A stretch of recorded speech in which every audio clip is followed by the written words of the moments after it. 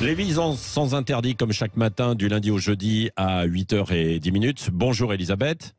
Bonjour Patrick, bonjour Laurie, bonjour à tous. Alors on vient de le dire, à la suite de la main courante déposée par son épouse Adrien Quatennens, c'est donc mise en retrait de ses fonctions à la France insoumise. Qu'est-ce que ça suscite chez vous? Alors d'abord, je rappelle que cette affaire de main courante a été dévoilée par le Canard enchaîné ce mercredi. Et donc hier, il y a eu Adrien Quatennens a publié sur Twitter un long texte en écriture inclusive, qui est en fait un long déballage. Alors voilà ce qu'il nous dit. En toute transparence, dit-il, elle veut divorcer, lui ne veut pas. Au cours de la dernière dispute, donc celle qui a donné lieu à la main courante, il lui a pris son portable et elle s'est cognée en voulant le reprendre. Et puis il ajoute, d'abord qu'il ne sait pas ce qu'il y a dans cette main courante, donc il préfère tout dire. Et il ajoute qu'il y a un an, il lui a donné une gifle et qu'il s'en est beaucoup excusé, qu'il le regrette beaucoup. Alors Jean-Luc Mélenchon a immédiatement dénoncé la malveillance policière et le voyeurisme médiatique. Il y a toujours un coupable. Et il a redit sa confiance et son affection à Adrien Quatennens, mais sans un mot pour l'épouse. Alors là, ça a suscité, notamment chez les féministes, un tollé. Vraiment, tout le monde lui est tombé dessus. Donc du coup, il a publié un deuxième tweet dans lequel il parle de Céline Quatennens. Alors évidemment, on est tenté au départ de se dire que ils l'ont cherché. C'est un juste retour de boomerang. D'abord, vous savez, l'indignation des insoumis sur ce genre de sujet, elle est un peu sélective. Ils ont débranché Tahabouaf en essayant de le faire passer pour une victime de l'extrême droite. Ils ont hurlé contre Abad, en l'absence de procédure judiciaire.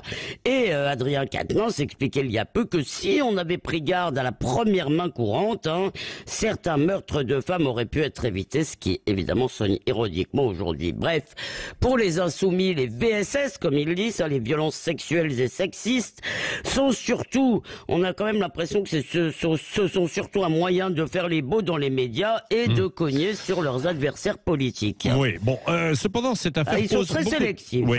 Ça pose beaucoup de questions, Elisabeth. Oui, alors bien sûr, évidemment. D'abord, il y a la divulgation de cette main courante, parce que elle a sans doute été faite. On peut l'imaginer que ce sont des policiers qui sont à l'origine de cette divulgation. Et là, c'est répréhensible parce que tout de même, c'est pas une plainte. Il n'y a pas de procédure judiciaire.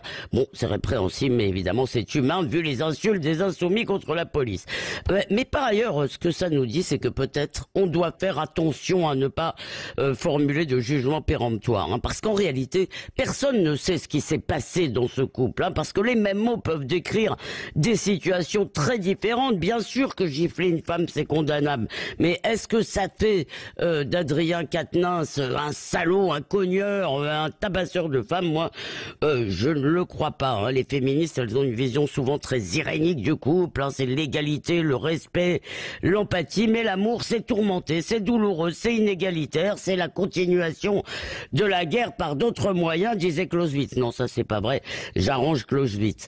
Et parfois, dans un conflit, on ne se maîtrise pas, et c'est valable aussi, soyons honnêtes, c'est valable aussi pour les femmes, bien sûr.